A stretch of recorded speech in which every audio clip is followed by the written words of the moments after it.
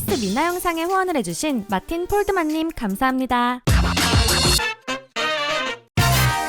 최근 중국 서바이벌 오디션에 출연 중인 전 소녀시대 멤버 제시카. 변함없는 무대 위의 모습에 과거 중국 팬들은 향수를 떠올리며 많은 지지를 보내고 있다고 하는데요. 거기에 최근 두 번째 소설인 브라이트까지 출간하며 바쁜 일정을 보내고 있습니다. 그러나 한편에서는 서바이벌 프로그램에 너무 준비 없이 나왔다는 비판도 있기도 하고, 소설은 소녀시대와 SM을 저격하는 내용인 것 같다는 추측도 있었는데요. 과연 어떤 일인지 함께 알아볼까요? 그 전에 좋아요와 구독, 알림 설정까지 부탁드려요.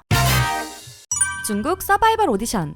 제시카는 현재 지난 5월 20일부터 시작된 중국의 서바이벌 오디션 승풍파랑 적저저 시즌3에 출연 중인데요. 제시카의 출연으로 프로그램이 시작하기도 전부터 시끌시끌했었죠. 다른 소녀시대 멤버들은 현재 국내 아이돌 서바이벌 오디션에서 MC를 보거나 심사위원의 위치에 있는 반면, 제시카의 포지션은 심사위원이 아닌 서바이벌 오디션 참가자였기 때문이었습니다. 거기에 제시카가 조선족으로 프로그램에 참여했다는 해프닝도 있었죠. 그러나 제시카는 소속사에서 작성해 보낸 것이 아니고 방송사에서는 작성한 적 없는 서류라며 입장을 밝혔었는데요. 이후 제시카는 웨이보 프로필에 자신을 한국 가수로 표기했던 것을 그냥 가수로 바꾸기도 했습니다. 하지만 제시카는 승풍파랑 적저저 프로그램의 취지에 맞는 참가자였는데요. 승풍파랑 적저저는 30세 이상 왕년의 A급 스타들이 참가하여 과거의 영광을 추억하는 프로그램이기 때문입니다. 그렇게 시즌2에서는 국내에서도 유명한 장백지가 출연하기도 했었고, 시즌1에서는 국내에서 미스 A로 활동했던 지아와 페이가 출전하여 지아는 무려 3등으로 재데뷔를 하기도 했죠. 노래와 춤을 보여주는 서바이벌 오디션이지만 30살 이상 과거의 스타들이 출연하는 만큼 가수가 아닌 배우들도 많이 참전하기에 슈퍼스타 걸그룹 출신인 제시카에게는 굉장히 유리한 프로그램인데요. 오프닝 무대에서부터 그 차이가 드러났죠. 하트 분배도 많이 받았을 뿐만 아니라 오프닝 무대에서 제시카가 등장하자 제시카를 환영하는 댓글이 엄청나게 달렸다고 하는데요. 이런 인기에 제시카는 첫 경연 무대에서도 가뿐하게 승리를 했다고 합니다. 그러나 제시카의 참가 태도를 안 좋게 보는 시선도 있다고 하는데요. 첫 번째 이유는 언어적인 준비 때문입니다. 중국의 프로그램에 참가하는데 제시카는 프로그램 초반 중국어로 겨우 인사를 할 줄만 아는 정도로 준비를 하고 모든 말을 영어로 전했는데요. 국내 서바이벌 오디션에서도 외국인 참가자가 한국어를 잘할 경우 더 많은 팬들에게 호감을 사게 되죠. 그러나 제시카는 첫 무대에서 중국어 노래를 하고 참가자들에게 모르는 중국어를 물어가며 배우는 모습을 보여주었는데요. 그래서인지 중국어를 할 줄 몰라 소외되었던 첫 화의 제시카와는 다르게 SNS에 참가자들과 함께 찍은 사진을 올릴 정도로 친해져 있는 모습을 볼 수 있었습니다. 두 번째 이유는 첫 무대에서 춤을 추지 않고 발라드만 불렀기 때문입니다. 과거 소녀시대라는 엄청난 걸그룹에 있었기 때문에 많은 중국 팬들은 제시카가 춤추며 노래하는 모습을 기대한 듯한데요. 그러나 제시카는 발라드를 선곡하여 안무 없이 노래만 불렀죠. 여전히 변하지 않은 실력을 보여줬지만 춤을 추지 않은 것은 심사위원도 아쉬웠나 본데요. 왜 춤을 추지 않았냐는 심사위원의 질문에 제시카는 중국에 온 지 한 달밖에 되지 않아서 라고 대답을 했습니다. 그러나 서바이벌 오디션들은 보통 약 2-3주 만에 무대를 준비하기도 하죠. 그래서인지 준비할 수 있는 기간이 한 달이나 되는데도 제시카에게 기대한 걸그룹의 무대를 보여주지 않은 것에 팬들은 불만이 많은 듯 했습니다. 하지만 이어지는 경연 무대에서는 기대했던 노래와 퍼포먼스를 보여주는 무대로 여전히 녹슬지 않은 모습을 보여주었는데요. 그런데 방송에서는 표현되지 않은 듯 하지만 한 가지 재미있는 대결 포인트가 있습니다. 현재 제시카의 남자친구는 타일러 권으로 알려져 있죠. 승풍파랑 적저저 시즌3에는 타일러 권의 전 여자친구로 알려진 질리안 청, 종은동이 함께 출연 중입니다. 1차 경연에서 제시카가 속한 팀은 562표로 승리하였는데 질리안 청이 속한 팀은 873표나 받았지만 다른 팀과의 대결에서 아쉽게 패배했다고 하는데요. 제시카와 질리안 청은 같은 연맹에 속해 있기 때문에 프로그램이 진행되면서 함께 무대에서는 우픈 장면도 볼 수 있을 듯 합니다.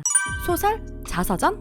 제시카는 서바이벌에 참가하는 도중에도 두 번째 소설인 브라이트를 출간했는데요. 소설 브라이트는 첫 번째 소설인 샤인의 후속작입니다. 첫 번째 소설인 샤인은 미국에서 온 소녀 레이첼 김이 한국의 대형 기획사 연습생이 되어 톱스타까지 오르는 이야기를 담았는데요. 톱스타가 되는 과정에서 주인공인 레이첼 김은 항상 희생양이고 함께 데뷔하는 멤버들이 적대적으로 나와 못되게 군다는 해외 독자의 리뷰가 있었습니다. 그런데 한편에서는 주인공인 레이첼 김이 제시카와 같이 오이를 싫어한다는 등의 특징이 닮아있고 출판사가 처음에 자전적 소설이라고 홍보하여 소녀시대 멤버들을 겨냥한 것이 아니냐는 이야기가 나와 논란이 되었는데요. 거기다가 브라질판과 태국판 소설 표지에는 소녀시대가 연상되는 포스터와 응원봉이 그려져 있었죠. 이에 출판사는 홍보 보도자료 중 오류가 있었다고 이야기하며 샤인의 출간을 연기하기도 했는데요. 출판사에서는 샤인은 전 소녀시대의 멤버로 쓴 것이 아닌 작가 제시카로서의 활동이라며 소녀시대와 관련된 억측과는 무관하다고 입장을 밝혔습니다. 그러나 이번에 출간된 샤인의 후속작 브라이트 역시 내용을 보았을 때 제시카 제시카가 소녀시대를 탈퇴할 때의 상황이 떠오른다는 말이 나왔는데요. 소설 브라이트는 패션 사업과 그룹 활동을 함께 병행하겠다는 소설의 주인공 레이첼 킴이 결국 멤버들에 의해 그룹을 탈퇴하게 되어 힘들어한다는 내용이었습니다. 제시카는 왜?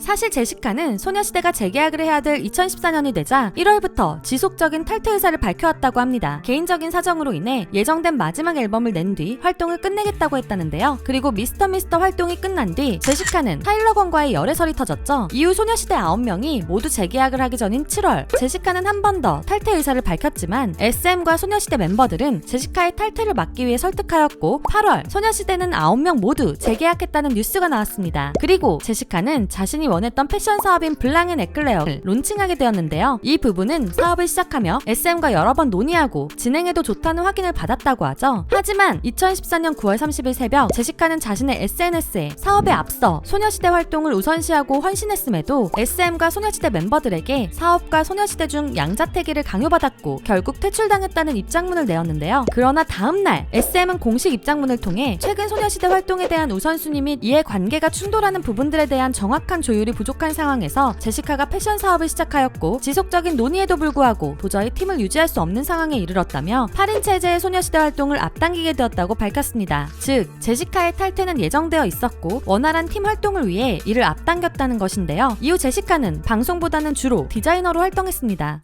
제시카의 상황.